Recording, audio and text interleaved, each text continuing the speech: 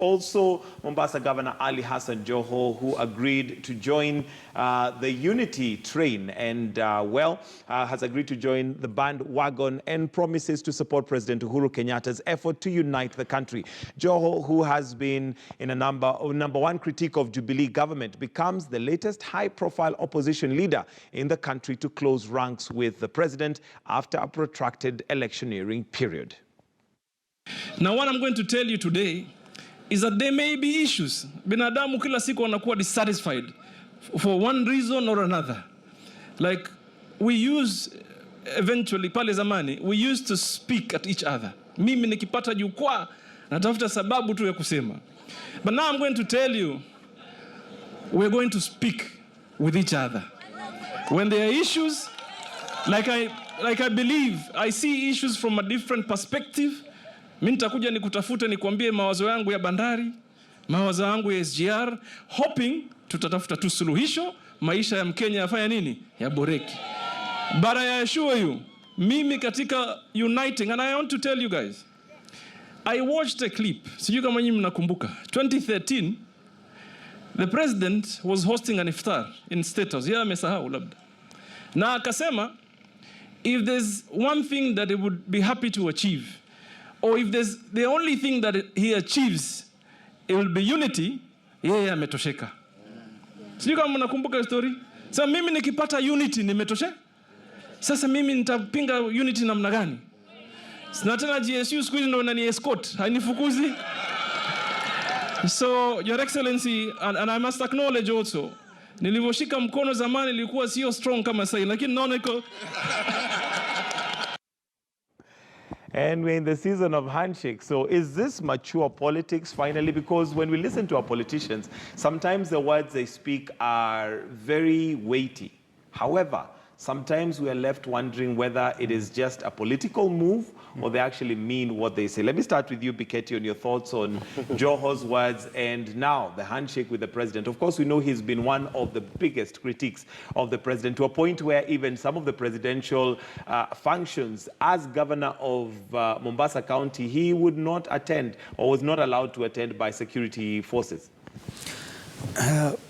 From me, where I see it, the biggest issue has been, especially in this season of handshakes, it has opened up a place, a naked place in the Kenyan politics. Our political divisions, are they on principle, on ideology, or it's just a question of we are on this side and you're on the other side? No. To the extent that if we become friends, then the political differences we had cease to exist. So for me, when Joho shakes hands with Uhuru Kenyatta, the questions that he's been asking, and in fact he's just reiterated some of them, the questions he had on the port, the question he had on SGR, the question when he repeatedly told Kenyans, it's very unfortunate that I have to repeat this even in the season of the handshake, when he kept on saying that mtu mmoja ni mwizi na mwingine ni hivi, you know. What has happened to those questions? And the Mwananchi who stood with them on that belief that this side of the political divide is going to help us, or rather is opening up a certain, or rather giving Kenyans certain information as regards to the questions of governance. What has happened to those things? So for me, this handshake, as much as it looks very good, it might have a very serious implication to the question of the politics and the governance of this country. Generally, it looks good. If the mood, as you said, does it mean that now the politics of this country has matured? Perfect. If that maturity now can be put on as the foundation, now we can ask each other questions as regards to certain policies and certain issues of governance, then that will be proper. Today, and now that we're also talking about these issues of the budget, the politics I want to see in this country, even with this budget, is the policy budget politics. To the extent that when we are campaigning, we'll want to see what are your policies, what is the budget. That will save us this question of people abusing each other. Then after an election, they hug. And then we have no issues. Do you know, you can't remember what NASA stood for. I do. You can't remember. And I was going to bring in You point. won't remember what Jubilee stood for. I'm talking about the common Mwananchi. I'm talking about the common Mwananchi. Why? Are we not common? Because, no, you see, by the fact that we're seated here, you've had our colleagues talk about being learned. And you, Okay. I'm expecting you to be one of the commissioners now that the handshake is here. I see. So then we have certain level of information responsibility. The common Mwananchi right now is excited. He's very happy. Why? Because the only thing that he remembers in that election, that it was a war. All right, Vincent. So the difference, and you've, it's good you've brought that up. The difference between NASA and Jubilee was so huge, we lost lives. Kenyans died. And with the handshake, that somehow seems to be fading into the background. Yet there are families that today don't have a father, don't have a son, don't have a daughter because of that, those differences. Now, the differences that we're talking about were not different, were not personality-based from what the politicians were telling us. And this is why it's important for us to scrutinize what they're saying now, because it's the same mouth that spoke those words. The politicians in Kenya and even outside this country usually look at what are the rallying points in our politics. Our rallying points, Mike, in our politics is ethnic identity. And I can tell you, just give you a specific example. When the Mungiki movement started, it was a socio-economic movement, whereby the other groups like maybe Sungu or Baghdad, Chingororo, they were also they came in as a result of socio-economic problems.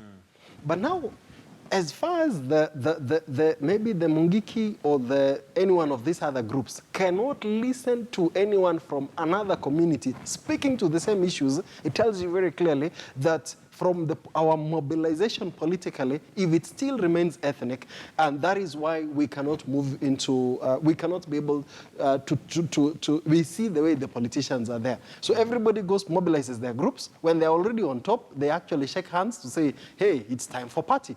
Then we will wait for the same period. Now, what is required, therefore, is accountability groups like the media, civil society organizations, to actually help the Mwananchi and public interest to aggregate those issues and to be able to say, like, I would want to look at this story today between Joho and President Uhuru. As in, when I read the story in our dailies, what happens? It is only reported as happened.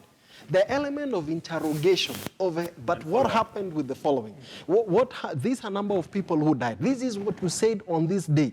That is where we lose the ball. That is why things are different in the West, because you will find when somebody is appointed into an office, like even in the US, somebody goes to a clip in 1981. This is maybe over 30 years ago, to be able to say in 1981, this is what you said. Can we be able to trust you with public office? Now, look, ideologically, you can see the difference between our politicians. If you take an academic dimension, Kanu, for example, was strong on a capitalistic, market-led development to our problems. If I look at ODM and I look at some of the NASA formation, they were from a redistributive dimension, take care of the social fabric. So ideologically, actually, if you map them, you can be able to see differences in principle. Now, the challenge is it's very hard to be able to find somebody who says, I voted Jubilee or I voted NASA because of the following principle. You realize that the first starting point is that somebody else who is in top position, it is our people. So as much as our politics remain to be an ethnic mobilization, where somebody who even, like now, I can be able to articulate the issues, for example, maybe a group, a pre-proscribed group is advocating, yet if I give them a directive that we will achieve our objective, my surname betrays me, they will say, you are not part of our own. So that, for me, is where the problem. And since the solution would be in the civic bodies, think tanks, the media, occupying that space of accountability. Because a politician is very smart. All I want is power. How do I get power? It's through people. How do I get these people? Remind them their second name. That unajua, mimi ni mtu wenu. Our people are being killed. And then what happens? They take it from there. And just one final thing, Mike, because you've said this. The Socrates, Plato, Aristotle, the thinkers on democracy, said there are three types of citizen. There is the one who, what do you call the idiot, who they don't care about what's happening to them. The ostrich approach, they bury their heads. So they don't care what's happening. Number two, there is the tribalist. To them, their tribe identity is key. The tribal head is their king. Then you have the citizen, the person who takes responsibility, who questions. We have more tribalists than citizens in the country. All right, Philip, and as we carry on with that conversation, Kenyans have been accused of forgetting small little things. For instance, we even have the likes of Miguna, who right now, one may not know what is happening and what happened even after he said, I'm not boarding.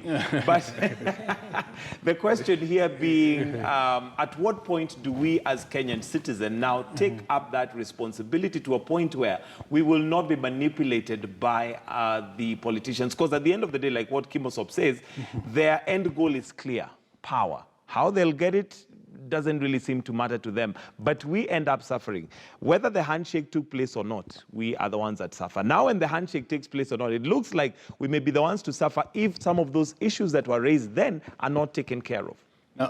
First of all, allow me to respond to your first question, and that is, what is the impact of the handshake on the country? Personally, I'm a big fan of the handshake, and I'll give my reasons. The handshake can only be compared to what happened between Kadu and Kanu way back in 1963, and to a little extent what happened between NDP and Kanu in 1998.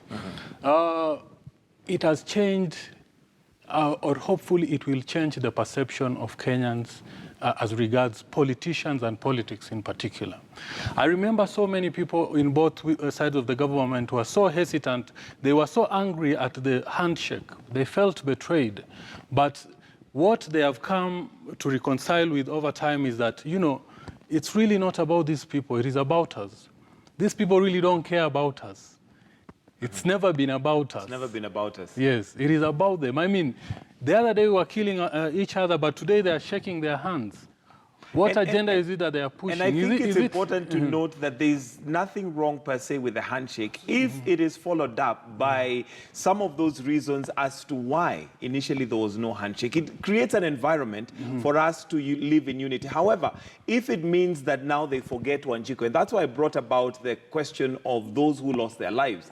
If it means that those are forgotten, then we have been given the wrong end of the stick. Those issues were not in the front banners. Tribalism is what, and ethnicity, as Vincent has said, is what was at the front banner.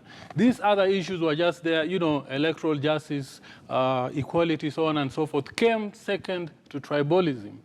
And right now, Kenyans have to look at each other and know that whether these people are there or not, they have to coexist. They have to coexist. And I guess that leaves the responsibility on you and I as Kenyans to ensure that we're not taken for a ride. But let's move on to something else. And President Uhuru